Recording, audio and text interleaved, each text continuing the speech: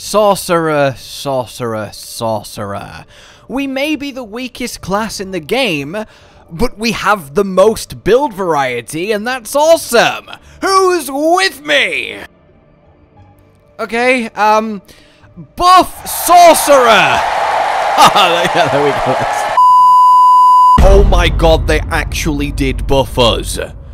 Hello, my fellow sorcerers. So, look, I made this video a little bit ago, early, because I'm going away, and I wanted to prepare this for you all, and I've had to, you know, make an emergency change, because the unthinkable happened. They actually acknowledged our broken many things, and fixed them, which is a massive damage increase. Honestly, all 5 of them are big impactful here, especially Frigid Fate and Storm Swell, 2 of our strongest just general damage gains that tend to appear on nearly every build.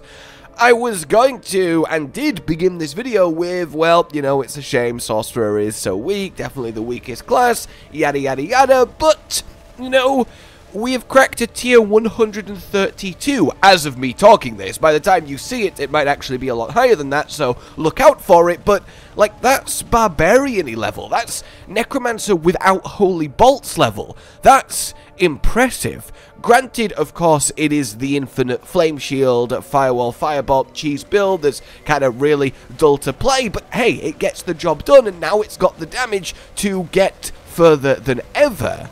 So that's really exciting, and it's something that I just want to really highlight here at the start before we get into in my opinion, 5 best sorcerer builds of the season. Now, this isn't the 5 best sorcerer builds for pushing the pit, it's the 5 best overall, and of course, with that in mind, fun is a factor, as is the rest of the content in the game that isn't the pit, so do bear that in mind.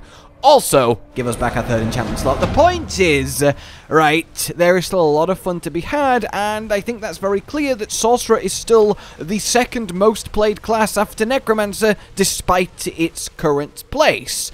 So let's actually celebrate the one thing, as I said, Sorcerer does have, which is a massive variety of nearly equally good yet very different builds to choose from and play that are all very satisfying in their own right. Beginning then with an honourable mention that is Incinerate. It's gone from meme to dream, it's the best leveling build the game has ever seen, and I adore it now, I really, really do. There is just something magical about hold the beam of fire and watch everyone explode and melt. It just can't quite cut it compared to what else we'll be talking about, yet is still plenty endgame viable for nearly everything that you would want to do. I've got it to tick for nearly 50 million a tick, and that's with by far and away not perfect gear, and it could easily clear up to a tier 95 to 105, which is kinda lunacy, thinking about it. And if you told someone that, I don't know, in the end of Season 2, they would have laughed you out of the room. All of the builds that I will be talking about today, except one, are available on the channel, and I will hopefully remember to link them down below, but in any case, on with the proper top 5. With my personal favourite creation, this isn't even a build as you might know it, right? This isn't a, oh, it's a Frozen Orb build, you know? This isn't something that's just a standard build that everyone has their versions of. No, this one is mine. And I gladly want as many of you to use it as possible. It is Teleport. Literally, teleport. Yes, okay, it's built on an Arc Lash core, but that's just for swiping and attack speed to get to the teleporting. Endless, near 0-second cooldown evade teleports that land and explode in massive AoE for millions of damage that you just spam through whatever you're doing, flying along, only moving via teleporting. Oh, it is an absolute dream. Using new tempering for evade cooldown reduction, teleport damage, teleport nova size, using the new aspect in Frosty Stride, all combining together alongside mega attack speed and arc lash to just absolutely produce something magic, and I cannot express enough how much I love this. It tops out probably at about tier 80 to 90 pit, which is why it's here in 5th, but my god, is it enjoyable. Then we have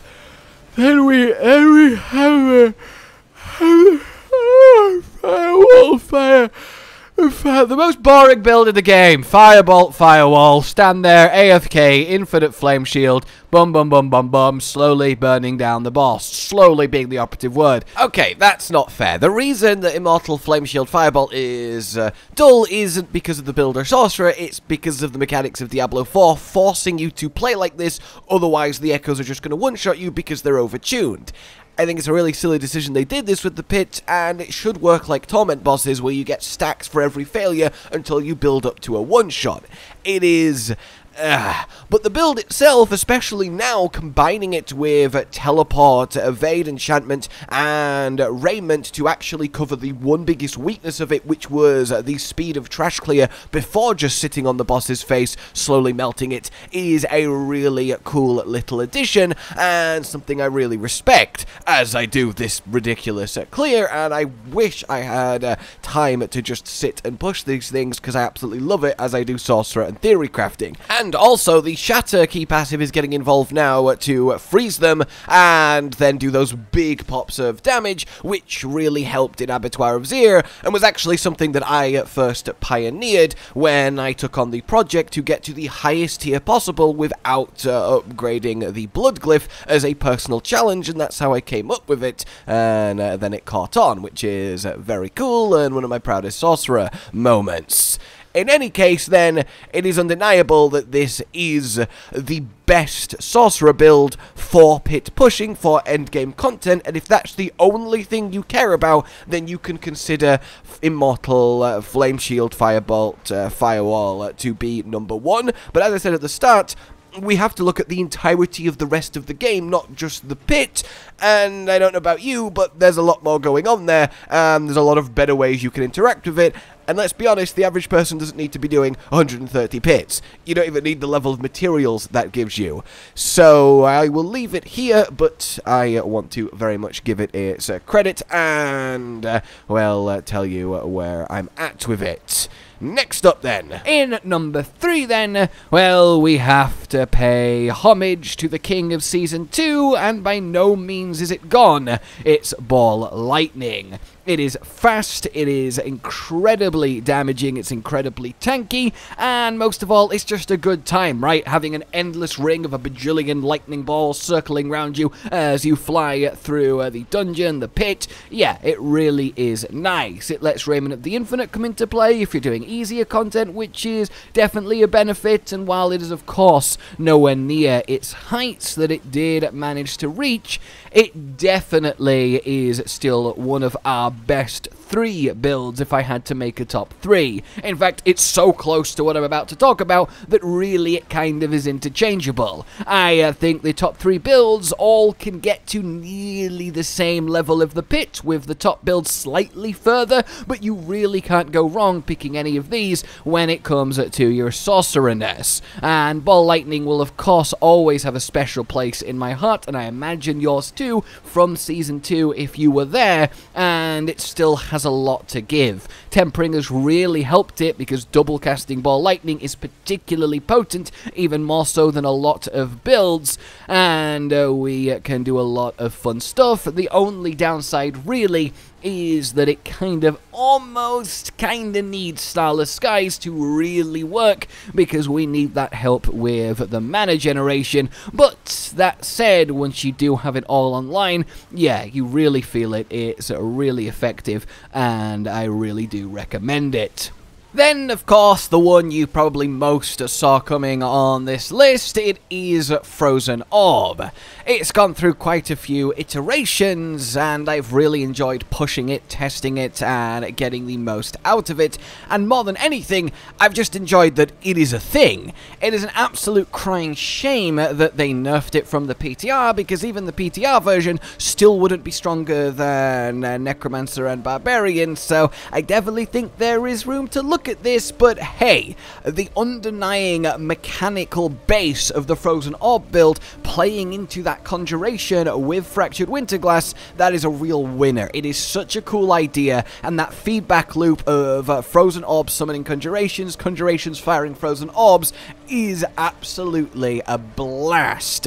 And when it all gets rolling and everything's happening and your screen is just filled with all of it going on, destroying everything, orbs everywhere, conjurations everywhere, the next room is already covered in frozen orbs because your lightning spear has flown off and started the chain reaction over there. Yeah, it is one of the most satisfying and visually spectacular builds, not just that Sorcerer has, but is in the game, really. A little bit of a numbers tune-up, and we are very pleased to call it our best build, but sadly it does fall a little bit short. It can probably second best do the infinite immortal flame shield out of all the Sorcerer builds after the one that, you know, is dedicated to that, so that's definitely a strength that it has, but it also is just a very flexible build. There is a lot of ways that you can build it, a lot of ways you can get in your burning synergy, you can go full lucky hit for maximum shenanigans, even though that isn't the way to get maximum damage, and it's just nice to actually have this otherwise probably third worst sorcerer skill, you know, competing with like charge bolts and incinerate in previous season, actually managed to skyrocket itself to one of the premium choices that we have available to us. It's just an all-rounder in the truest of sense, where it really gets every part of the game right. It does solid enough boss damage for both torment and just normal uber boss farming. It does solid enough pit pushing to reach easily 110 and even a bit beyond that, and it's most importantly a fast farming build that is pleasure to use in the open world and really easy to pilot. There is something just super satisfying about spam all of the buttons as soon as they come off cooldown, and everything is coming off cooldown very, very quickly. It really does fly and is just, in terms of pure pacing, one of the paciest builds in the game, and that's really, really nice. However, it just falls short to the #1 pick, which I imagine you also did guess. It is Ice Spikes, which actually was also our best build in Season 3. It just works so well. It uniquely lets us use an aspect as our entire means of delivering damage, which, while preventing us from using certain things that increase the raw damage of the skill, because Blizzard itself isn't doing the damage, it opens up a lot more when it comes to your overall build flexibility. The fact we can afford to have lots of health affixes, because chiefly we just need crit chance and crit damage, makes it an incredibly tanky build. It still can play into Ice Blades with the Ice Blade enchantment to make it quite a fast build with low cooldowns. It can play into Infinite Flame Shield, and more than anything, being able to use Esu's Ferocity and Ancient Flame to 75% attack speed just stack with a staff and rain down this blitz bajillion numbers with each Ice Spike hitting 2 to 4 to 5 million. Yeah, it is a real feast for the eyes, and it just feels good to be doing that much damage. If we actually get our vulnerable modifiers fixed, Storm Swell and Icefall and Frigid Fate and so on, then this might actually gain enough damage to maybe even compete with the top classes at the moment. That's just how good it is at base. The way it delivers its damage is so nice. And also, on the tankiness side of things, outside of health, you get to use Snow Guards, which is 30% global DR. It's not conditional on anything other than, you know, being in the blizzard, but even then it lingers for 3 seconds. But that means it gives you the damage reduction against echo attacks, which a lot of things don't. So it makes you a really, really good pit pusher, and it's why it is our best pit pusher that isn't a Immortal Flame Shield dedicated build. And that's really, really cool to see. Obviously, when you're just farming through the open world or farming your bosses, it's phenomenal. If you're going to the Nightmare dungeons doing your glyphs, you just kind of run through placing a single blizzard on each pack. It's the best by far Torment boss soloing Sorcerer build we have, and the only real way that it kind of lets itself down is in pure farming speed for something like Helltide, because you have to place the blizzard and then wait for the spikes, and then everything dies, and then you collect collect your cinders, it does have that extra moment, that extra beat, that extra pause that something like Frozen Orb or Ball Lightning doesn't have, and it's really the only con of this. But as I said, Ice Spikes, Frozen Orb, and Ball Lightning, hell, even the Teleport Build 2, and to some extent Incinerate, we really do have a lot of options that are all very close to each other, and yes, you could say, well, they're all close because they're all kind of weak relative to the classes, and yep, that is the half-empty viewpoint,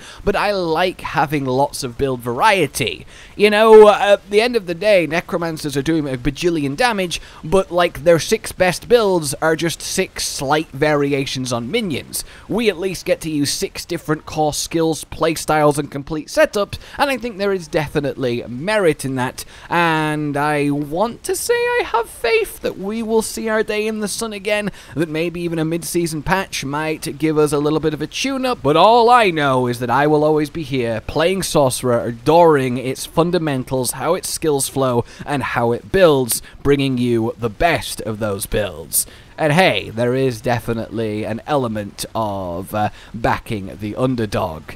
I hope this has been a little bit of fun, interesting, helpful. The builds are all available, as I said. And for now then, like if you've enjoyed this, subscribe and hit the bell for more. Consider supporting the future of the channel on Patreon down below. And until we meet again, a goodbye.